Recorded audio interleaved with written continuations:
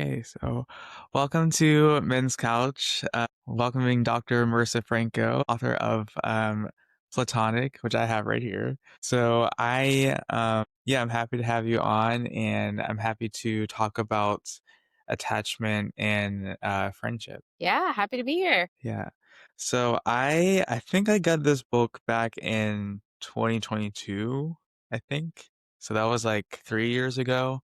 And I was so intrigued by the message and the themes in it. It's definitely something that I've never seen friendship talked in an attachment context.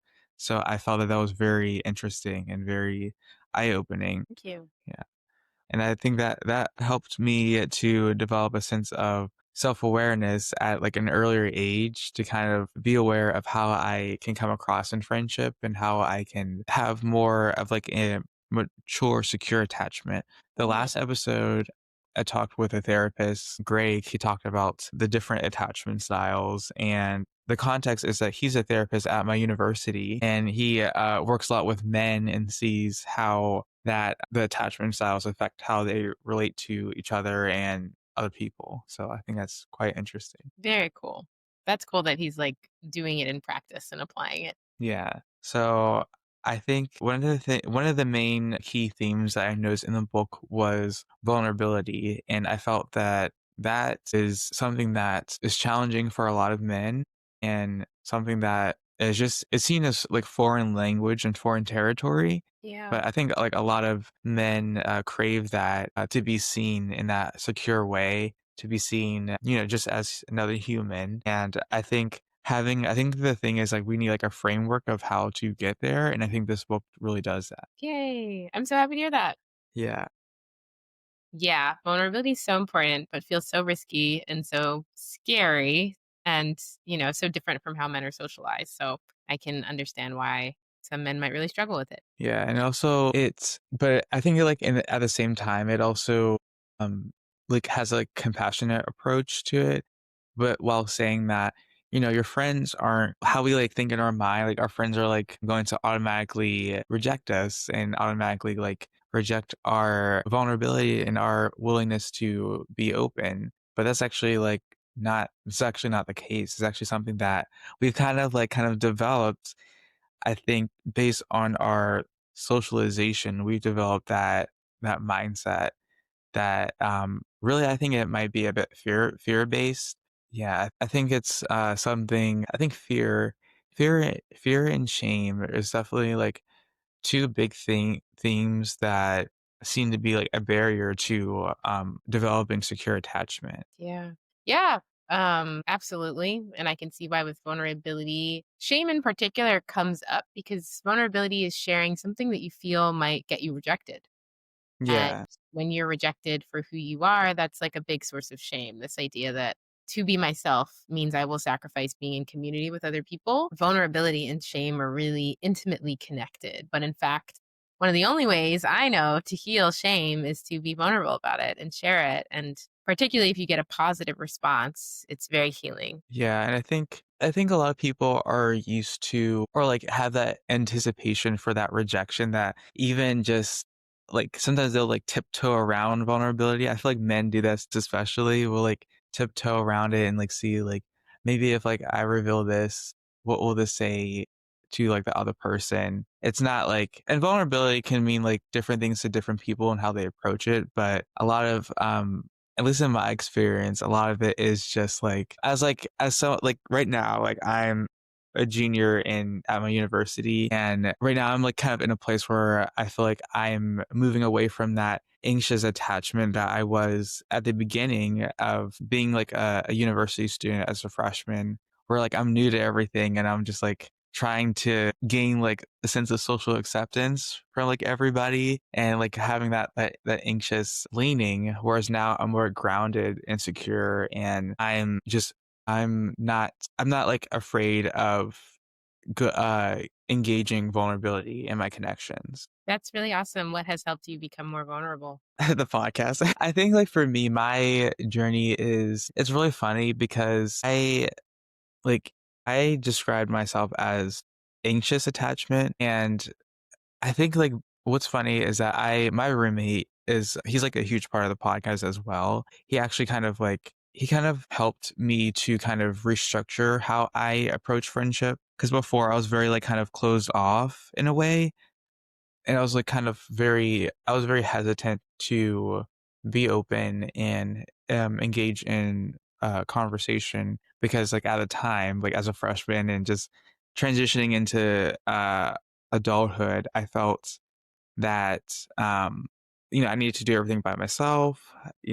I need to handle everything like alone. And a good example, and we laugh at this right now, is when I was moving in, he was like he was asking me if like if he could help me move my stuff into the dorm. And I just wasn't letting him. I said no, but he kind of actually like forced his way to help me move in, and that's kind of how we like, became friends. Really, I just like at that time I needed to realize that I was operating from like a sense of sort of like I guess self-sufficient in a way where I didn't allow people to help me. And I think that like I was always seen as like the person that I need to help others. And like when people help me, that kind of like makes me feel different. But Yeah.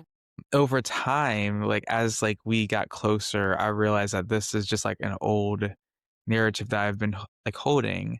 And that's kind of like a little bit of my journey. Yeah, that makes sense. And I like the switch from like, how will this come off to other people? What is palatable to everyone? To like, what do I actually need and want? Do I need help in this moment? Right. It's less about Hmm. managing impressions and more about expressing yourself. And I think, particularly for anxious people, when you look at the research, if they start doing things for them, just for them, not for their relationships, that's how they become more secure. Whereas avoidant people, it's the opposite. If they start investing more in relationships, they start becoming more vulnerable in their relationships, depending more on other people, they become more secure. Yeah, and I think I definitely do.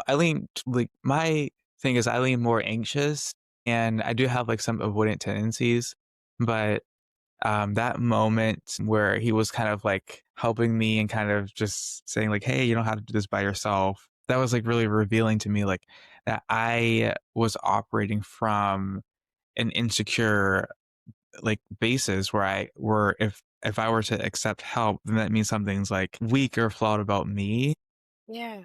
Really, I just needed to allow that help. And over time, like, as the years progressed in college, I realized that, being an adult is living in community, is having people help you, is not like doing it. Cause I guess like going into adulthood, I felt that I needed to it's like that mindset of like, I need to have everything figured out. I need to like do everything by myself. But really, it's like we learn through community, and I've a lot of like my closest friends I've had my closest friends because I just said, okay, you can you can help me, you can do whatever, and it's not like I think a lot of what we do is when we're met with a more secure person, we kind of have at first we have like that like sort of rupture or like that kind of conflict, if you will. And it's not like a signal that something is wrong.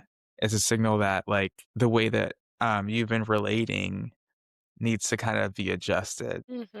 Yeah, I think definitely. I know what you mean about having trouble at first if someone's more secure, because I think a lot of people, if it doesn't match what their attachment template tells them, they can disregard it. And if someone's trying to help you, instead of being like, "Oh, they appreciate me, they like me, they care," it can be like, "Oh, they're just doing that, or they're just saying that, or they don't actually mean it," right? Yeah. Even if you're getting the same caring behavior, your attachment style is going to determine whether you interpret it as an act of care or not, which is really important because when we don't feel cared for, we're jerks. So that's one of the things, like in platonic, is like people that fear rejection the most reject people the most, right? When you're Yeah. feeling rejected, you're withdrawn, you're not friendly, you're closed off. And then you end up rejecting other people and they reject you back. So it becomes this really difficult self fulfilling prophecy that I think if you're aware of your attachment style, you can kind of disrupt how the cycle continues. Yeah, that makes a lot of sense. That self-fulfilling prophecy of, well, it's kind of like that. I'm afraid of, stepping outside my comfort zone. I'm afraid of rejection. So I assume that these people don't want to connect with me. And then those other people get like the wrong impression of like, oh, this person doesn't really want to connect. So it really goes into like no connection really happens because, both people are going off of narratives based off of fear. Yeah. And that could like that is like the self-fulfilling prophecy. It's like, okay, it's not actually worth it to like actually engage in connection. I wanted to ask like how does like the book, how does that like I know you talked a little bit about it in your book, but how does it like relate to like your own personal journey of your attachment? Oh, my attachment. That's interesting. I thought you were going to ask me about friendship. Or like your or friendship, that's what I meant to say. So I would say when I was in my young 20s, like maybe some of your listeners, I felt like romantic love was the most important form of love. And I was only worthy if I had romantic love. And I went through a breakup, and that's part of why I took it so hard because I felt like now I'm not worthy. I have no one. And I asked my friend Heather if she would start this wellness group with me where we could practice wellness, meditate, cook, do yoga, eat some desserts together. And my friends were down for it. And it was so meaningful to me to just be around friends every week regularly, so meaningful. And that it made me question this belief that friendship was trivial form of love, or I don't have love in my life except if it's romantic, or that this love doesn't really matter compared to romantic love. So it made me question this love hierarchy that we have. And that's why I wanted to write platonic, because I was like, I want to see a book now that I've kind of unlearned this a little bit that really bestows upon friendship the dignity that I think it deserves. Yeah, I think the narrative in literature on friendship is like is kind of like is right here, romantic love is right here, but I feel like people might feel lonelier because they don't realize that friendship can be just as meaningful. So they aren't engaging in those connections to the fullest degree because they feel that they can't based on, the culture or what's been said. I think for me, I also kind of like relate because starting out as a freshman, me and my roommate started these game nights. It started out with four people in our dorm, and over time, I would say like how long has it been? Maybe a year and a half. It's grown to like 20 plus people, and like I'm just like kind of shocked. But it really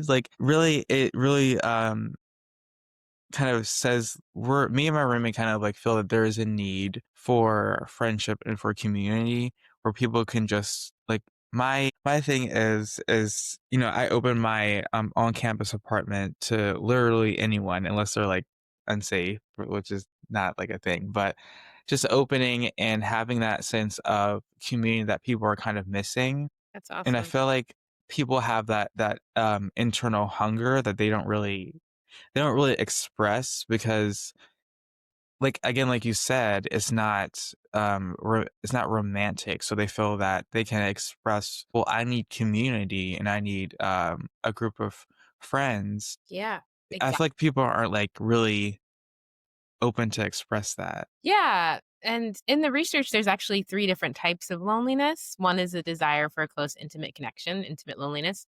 But there's also the desire for a close relationship like a friend, that's relational loneliness, and collective loneliness, which is the desire to be part of a group working towards a common goal. So that means even if you really have found great romantic love, you're liable to still be lonely because just how Yeah. we work, we need an entire community to feel whole. Yeah, I think and based on like what I went over in like my psychology classes is that a lot of people might get in, especially men might get into romantic relationships out of that loneliness, thinking that like romantic relationship will fulfill all of their like social needs, but when it doesn't fulfill it, then there's like seems to be a gap. Yeah, I think it's very interesting how our like language and narrative on friendship. Though I think in the past 5 years that's kind of changing. I think COVID kind of helped us realize that we need friends. I don't know if it's just my experience, but I feel like a lot of people like out of like that 2 year span of that like isolation or physical absence, I feel like coming out of COVID, people might like feel more intentional when it comes to their relationships. I don't know if you've experienced that, but I definitely see that. It was funny because when I was writing the book, I guess it was kind of pushing back against this culture that diminishes friendship and trivializes it. But I have seen a lot of shifts now where it's honestly people are turning away from like romantic love. I don't know if you saw like yeah. a viral article that having a boyfriend is embarrassing now. And so it's interesting to see these shifts really happening. And I think part of the reason the shift is happening is because we're in this sort of weird place around gender right now where I think there's been more talk about like men's vulnerabilities and like men going to college less and like just these differences that are really rising between the genders politically. And so there's just like this tension that makes heterosexual romantic relationships kind of complicated, I think. Yeah. Yeah. But it has also, I think, led people to focus more on like mostly, I guess, same gender friendships. That makes a lot of sense. And I feel based on like the cultural context, there may even be more room for that now with COVID and also with the political and cultural changes that have happened in like the last 5 years. And Yeah. the psychological literature that's come out on friendship and especially for men, it's quite surprising, but it's also quite telling with, you know, what I think like the articles that come out, like I've like had conversations with my other friends and it's like of men's loneliness and stuff. I think we shouldn't interpret that as like, oh my gosh, this is like so scary. Like this is so bad. I think it's more of the articles like reveal that there might be a gap between men's desire and men's like what's actually happening in their current relationships. So I think it's more so of there's a gap and how do we I think we need to ask like honest questions like how do we get there? And I think books like attachment or platonic help us to really explore those questions.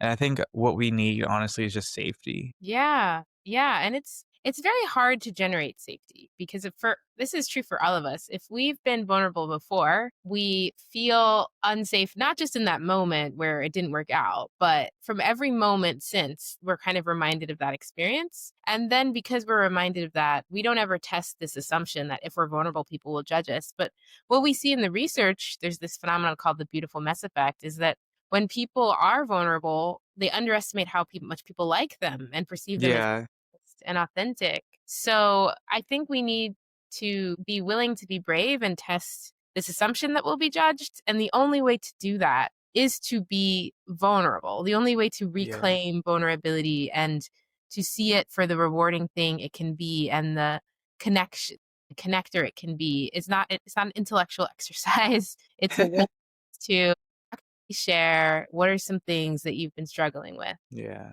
I think for me as a freshman a couple years ago, like that like mindset was in the back of my mind of because I like in high school, I wasn't one to really like be so intentional about my friendships in a way. But when I got to college, I was like, okay, this is a new environment. And, this book is saying that this book is saying that I need to try and I need to kind of put myself out there. How about I actually try and kind of, see where it goes? And yes, there were like, occasions where I was rejected, but for the most part, a lot of people especially at that age or at that stage of life or any stage of life, a lot of people are just more open than you think. I think we have this like mindset that everybody already has their friends or everybody already has their community and like you feel like a sense of like I can't go into this social circle or social bubble because they already have that, but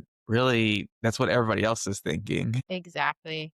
Yeah, I think college students tend to get wrong. They think friendship is about being chosen. How can I have the right qualities to be chosen? But friendship is actually about choosing. It's about you reaching out, you initiating, you doing the things you wish people would do for you. When we look at like research on how satisfied people are in their friendships, one of the biggest predictors, especially at the early stage of friendship, is how much is this person reaching out to me, right? And that's not about, Yeah. people think it's like, oh, like I might have something inherently bad about me that makes people not like me. And then they Mhm. engage in that self fulfilling prophecy of, kind of rejecting people, pulling away, then they get rejected.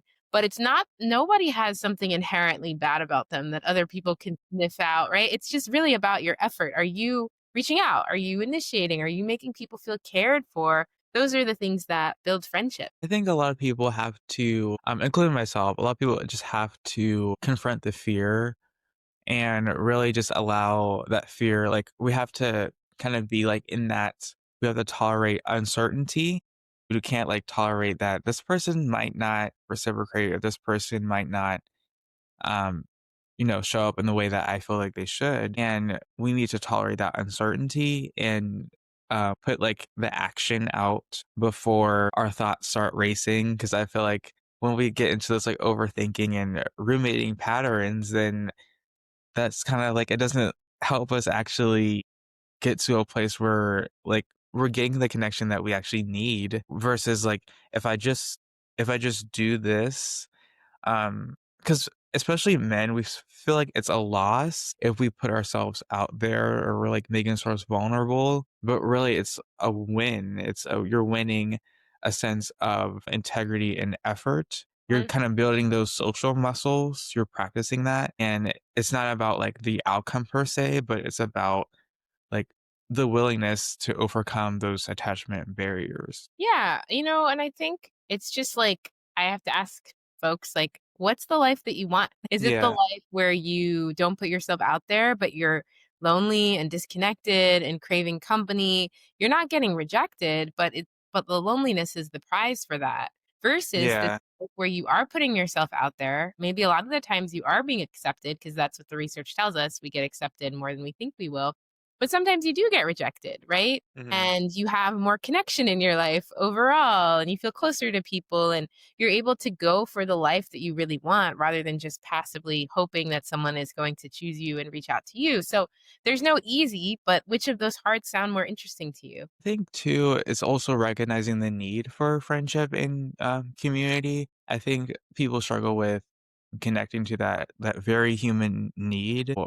I think, like, without that, if we're disconnected from that, then we'll feel that we're, like, a burden on people that we're trying to connect with, or that it's not worth it. So I think just acknowledging that need, which I think there is a chapter of the, I haven't read this in Red Platonic in a long time, but, I think there was a chapter about recognizing the need, if I'm not mistaken. Yeah, the first chapter is all about why friendship is important. Yeah. When we look at depressive symptoms, the number one preventer out of 106 things is having someone to confide in.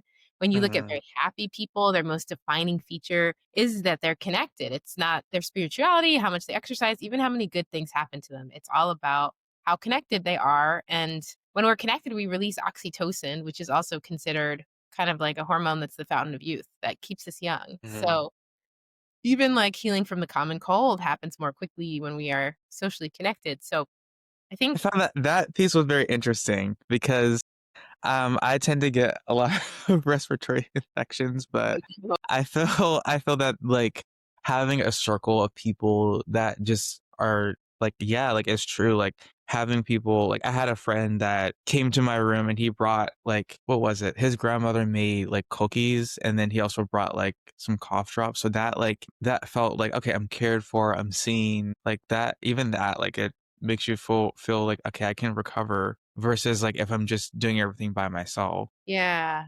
totally.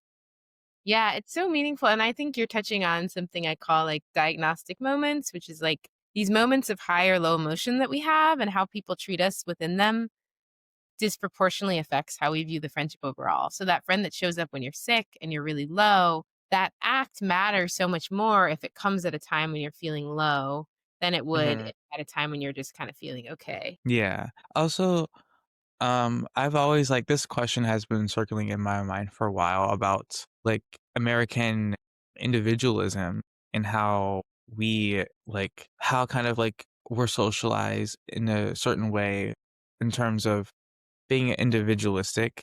Not that that's like totally harmful, but how what have you seen maybe like in research or like just in general of how that like affects how we like view friendship or approach it? Yeah, I don't know if I can speak to this as much because I feel like I focus more on the individual than the culture, but, I do Hmm. have a friend, Julie Beck. She's coming out with a whole book that's about how our culture makes it really hard for us to connect with other people. I think for me, intersection with the individual is that if you're someone who really values friends and puts a lot of effort into it, it can be hard to find people that will reciprocate because we've all internalized this Yeah. individualism. And you might have to sift through more people to find the kind of people that value community just like you do. That's kind of what I've experienced in college, that sort of trial and error and that sifting is knowing that because a lot of people aren't like really necessarily ready to be like live in community or ready or feel safe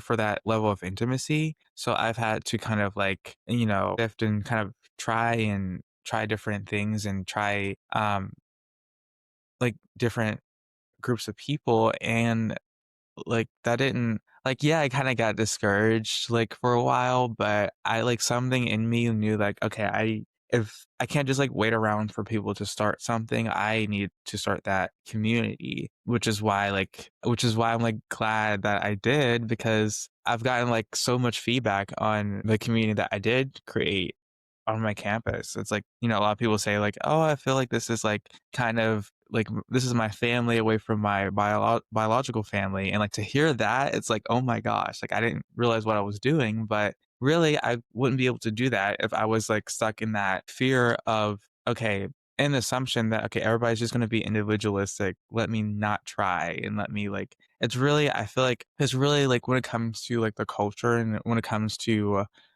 friendship and when it comes to like expressing that, really sometimes you just have to be like the only one for a while. And then when you find someone that kind of like, ignites the spark within them and they realize that, yeah, like there's something meaningful to this. Yeah, it's definitely cool to see how you're teaching people how to do friendship better from just showing up as yourself as a person invested in friendship. And I think that's a really good reminder that even if we're the people that put ourselves out there, we'll probably get rejected a little bit more than the people that aren't, but we're also going to inspire people, other people to invest more, be more intentional, create more community, like it sounds like your roommate has also done for you. Yeah. And to him, it seemed very like natural. For me, it's more like a learned over time became more like a learned process of um seeing like because for him, he is very big on and he'll like joke about this. He's very big on open communication, being open to hanging out more frequently. And that's like that was something that was a bit new to me for a while. I was like new to that.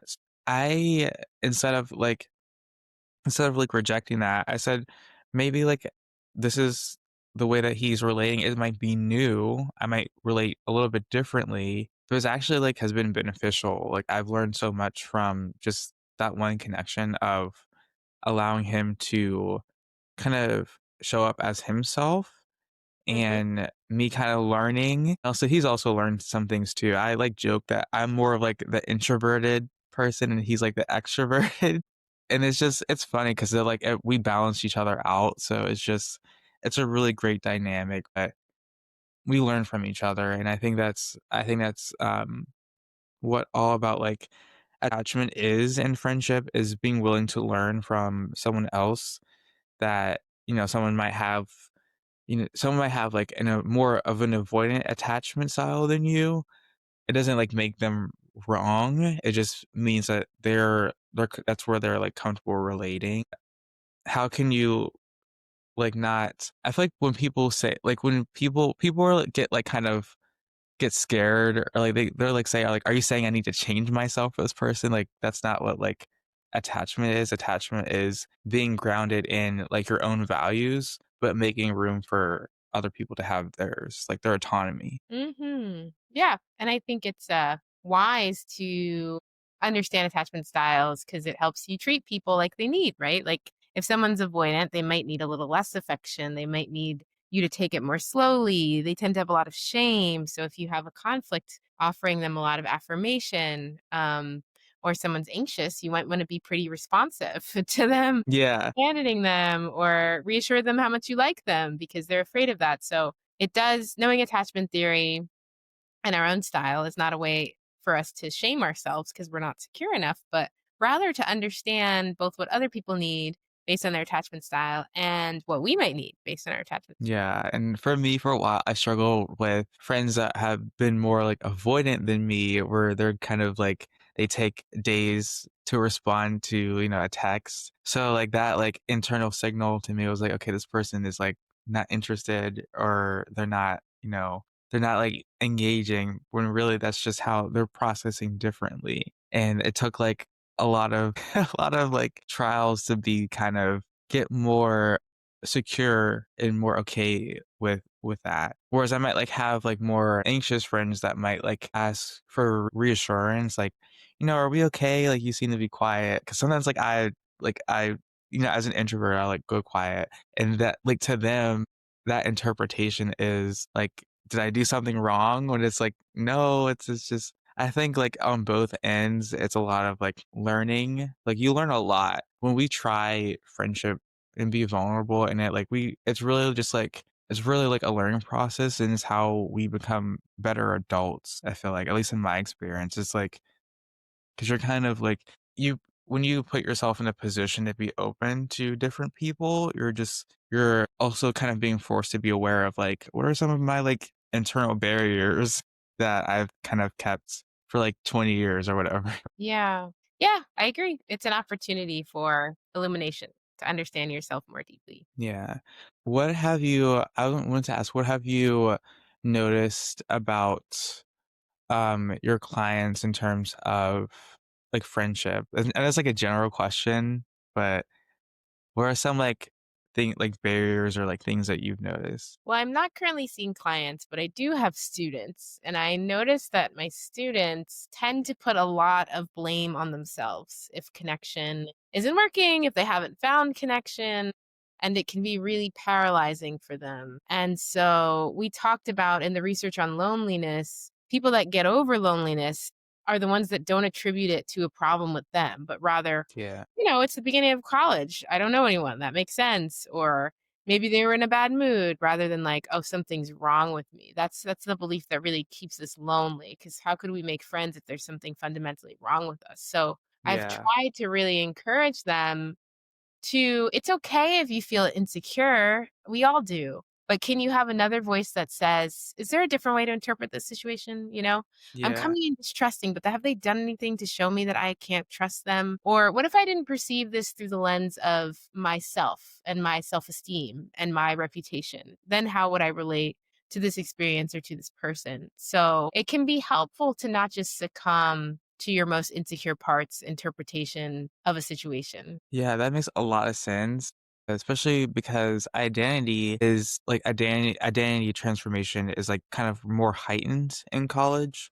So everyone's trying to like kind of figure themselves out or find themselves. And sometimes can make people that like that can make people like I feel like limit their capacity in a way for certain relationships where it's not like a personal thing. That's just like they're still trying to figure themselves out enough to become more secure within themselves. On another line, like what I experience is that throughout like my experiences like in primary school and like just high school and that awkward stage, I've kind of like internalized that those experience where people were like more, rejecting because it's like high school or whatever. People were more rejecting it. So like I kind of carried those narratives throughout college and that kind of like influenced me into like my brain didn't adjust to this isn't high school or this isn't like a limited social world. I think people have like when they become adults, I think people have to adjust to like that mindset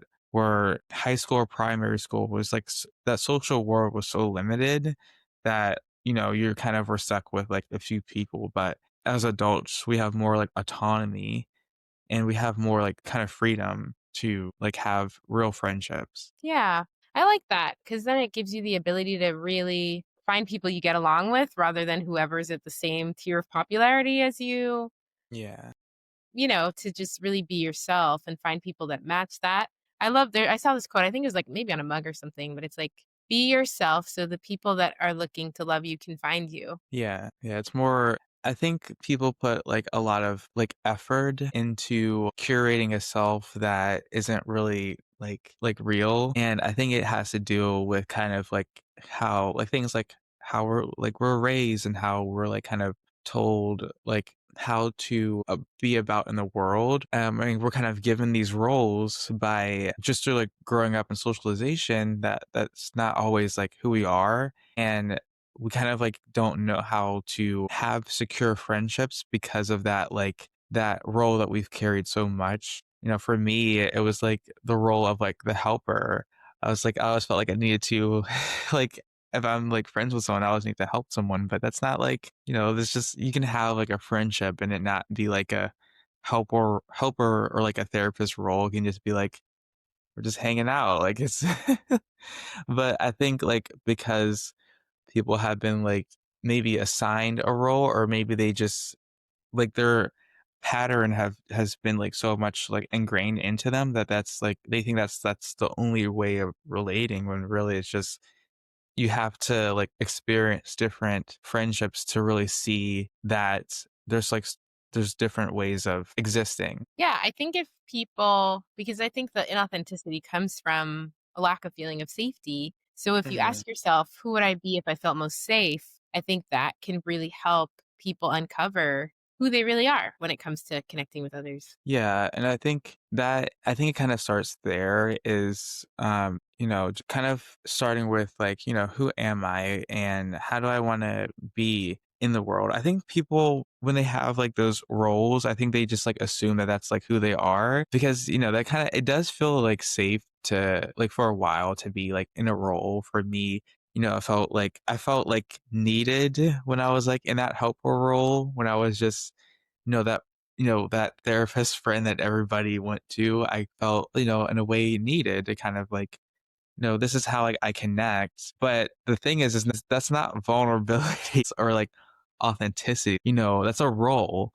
You need to over time I like realize that I need to like this isn't really like vulnerable. I'm not like practicing vulnerability and people aren't like really seeing me for who I am. I need to get out of the helper role and be uncomfortable with being like in the presence of vulnerability without me having to help this other person or I need to have people help me like my roommate. Yeah, it kind of reminds me of the psychologist Eric Fromm who says like our identities can really disconnect us from ourselves because instead of asking myself, how do I feel about this? What do I want? What do I desire?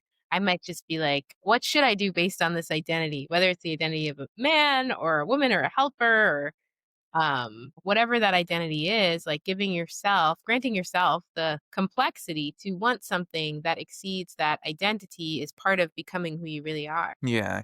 It can be quite scary at first to kind of like get out of that identity or get out of that role, but it's a lot of like there's more freedom to be had because you're not like limiting yourself to that role because like when I was like stuck in that role I took on like so many of like other people's burdens and that was like getting like to be unhealthy and I needed to realize that like to be anyone's friend all I need to do is just exist as my authentic self and it took a lot of like just me being comfortable with that and that I feel like that's kind of how the secure attachment develops is being okay to, over time reject the role that you've been given and Mhm. allow people to like you as you are. It can be uncomfortable at first. But it's just I think it's just how people develop secure attachment. I think,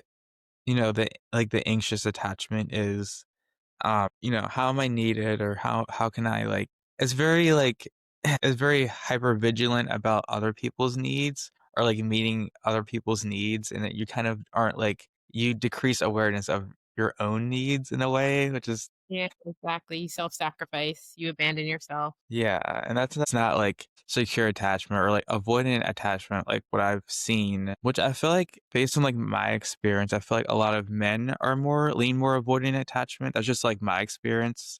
It's not like a generalization, but I think that like avoidant attachment is like the role of the self-sufficiency. And I think it's like kind of like an imbalance of you can be like like have autonomy and like independence, but just being like the lone wolf, it's not really gonna like benefit you like long term. Yeah, definitely. I think people might embrace self-sufficiency because they think it might give them status as being perceived as self-sufficient and independent and self-reliant. But really, I think people feel like they really appreciate people that they feel connected to, really, that treat Yeah. them, that are kind to them.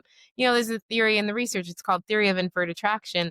People like people that they think like them. Being hyper independent limits your ability to show care, both give and receive care for other people, because even if you're giving care, you're self sufficient, but you're offering care to other people, people are less likely to ask you if you're not asking for care too, because then it creates Yeah. imbalance. So if there's behaviors you want or you like when other people express to you, you kind of need to do them too. Yeah, because people like naturally will like assume, okay, this person doesn't like need anything, they're okay. And to like the self-sufficient person, they're like, well, I feel like alone, but well, you're kind of not really like expressing your needs in a way that helps people like understand what you need. So that kind of creates like again that self-fulfilling prophecy. Whereas like if you're like open about your needs, people will feel more likely to help meet them.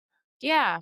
I think too, because our brains, we see this across the social connection field, that when we think about the impact of our actions to connect, initiating, showing affection, expressing what we need, we underestimate how much people are happy to receive those acts of connection. And so because we underestimate that, we are less likely to do it. But I tell people, instead of asking yourself, how do I think I'll come off when I'm vulnerable? Or I Yeah. ask care. Ask yourself, how would someone come off if they did that to me?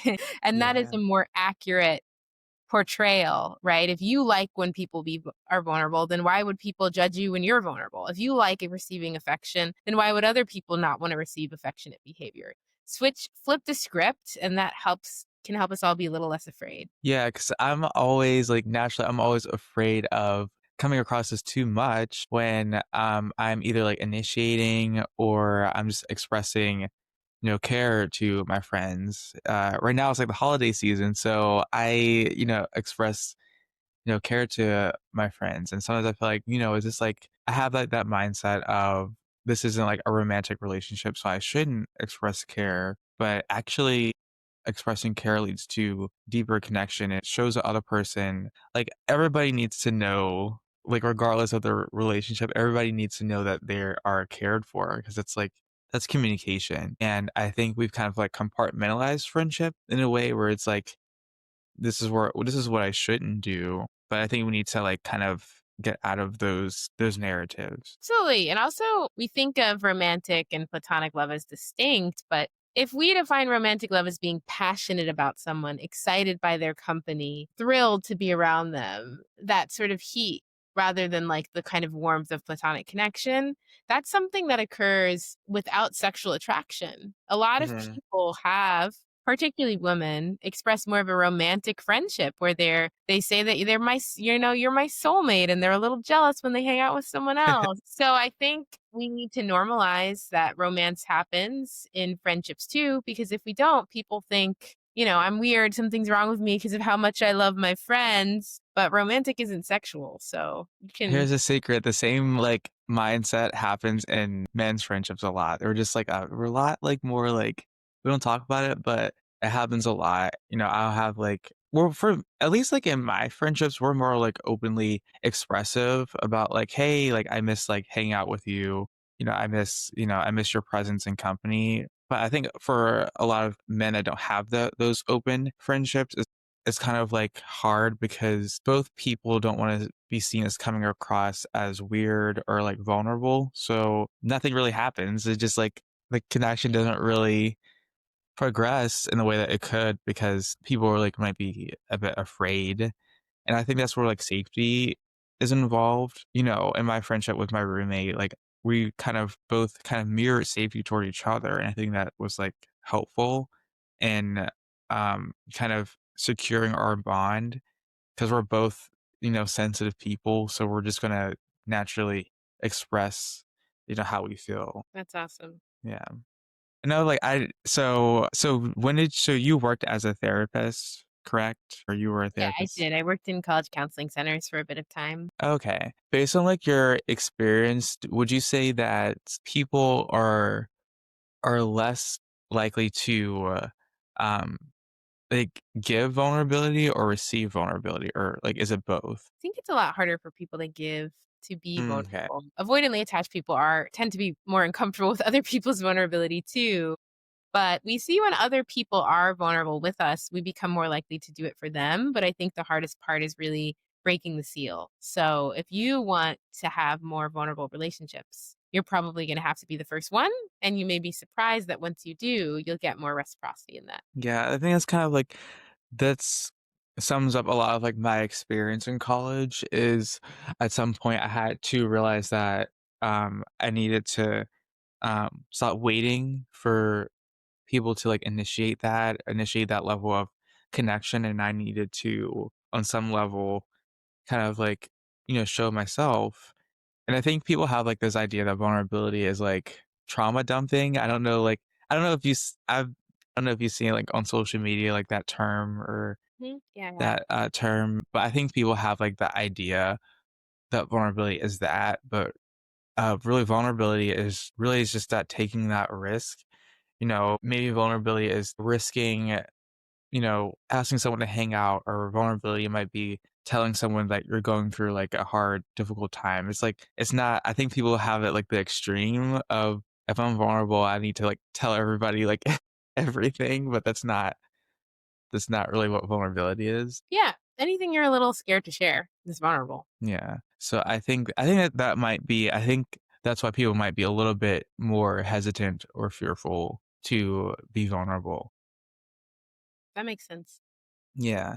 And I think another thing too is as someone that's like an introvert, I think for me, I learned to be okay with other people's temperaments when it comes to friendship, is being okay with, I had to learn to be okay with my roommate because he's like the most extroverted person that I've ever known. So I've had to be okay with that. And I think just accepting other people's temperaments and also learning that people also surprisingly accept like your temperament. I felt like initially that my introversion was kind of like that I felt like a sense of like a fear of rejection because I was a lot more introverted than he is, but it was actually quite the opposite.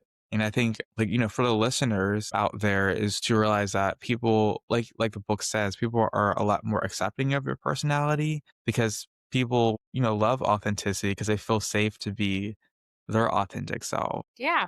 I think your listeners can reflect on what's something that you want to do in the realm of connection that you're afraid of, and maybe just give it a try and see what happens. Yeah. Do you have so okay, I was going to talk about what have you seen in what have you like seen or studied or researched about men's friendships or people that identify as men? What have you like seen in like in that context? Men are about half as likely to be vulnerable as women in a given week, half as likely to express affection compared to women. Interestingly, women's best friends tend to be other women, but men's closest friends, it's a mix of men and women. So I think a lot of the time, men might befriend women to find more vulnerability that they're looking for and have some fears around expressing that with other men. Men tend to hang out with what's called a third object, something else to focus on, like the game or video games or a sport. Whereas women tend to hang out more face to face, where the focus is really just conversation and updating each other. I think with men, there's a lot more of a fear that any sort of intimacy or closeness could trigger perceptions of questioning of their sexuality if they're heterosexual. It's called homohysteria, the fear of being perceived as gay for men, which really research finds makes men less vulnerable in their friendships and experience causes them to experience less intimacy. So that's also a complicating factor that can really get in the way of men deeply connecting with each other. Because the truth is that we all need connection.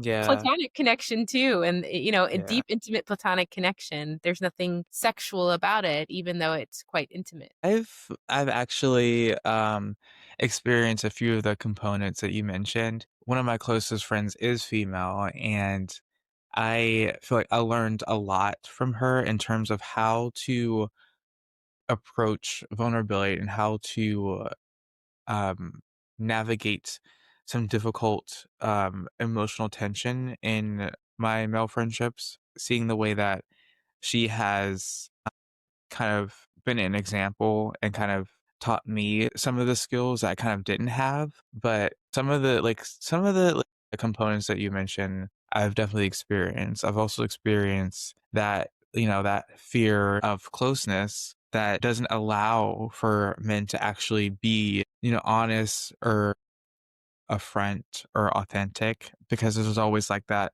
I feel like I associate it like with a fear that becomes like a sort of like hardness or bravado that Yeah. men kind of they need to feel like they need to handle. But secretly, all men want to experience that closeness is just finding the right people and finding the men that are like not living in that fear. So it's just and also like you said, once you initiate that and once you become that to other people or like the community around you, that community kind of reacts in either like a like resistant way or like they react in like an open way where people are like, "Oh my gosh, like this is what I need." And that's Yeah. like one of the main reasons why I started the podcast is because as me, like my roommate and a few others, we saw a need that men actually like need to it's like a human need. We want that closeness and we want to be known for who we are. Yeah. It's just that we need to have safe conversations. So I think Absolutely. that's like um what men secretly want. Love it. Micah, I do have a hard stop at 4, but Oh yeah, that's fine. Yeah. this was a great conversation. I really love that you're creating community for other men and talking about things that men want to talk about but might not feel safe to. Yeah. Thank you for your insight and feedback. I hope to have you on future episodes. Yeah. Yeah. I'm excited to listen to this one when it comes out. Oh, can I leave? I know Riverside, sometimes you have to like stay on until it uploads. Can I leave? Is that okay? Yeah, you can leave. I'm gonna hit stop record. Okay. Okay. Great. Yeah. Bye.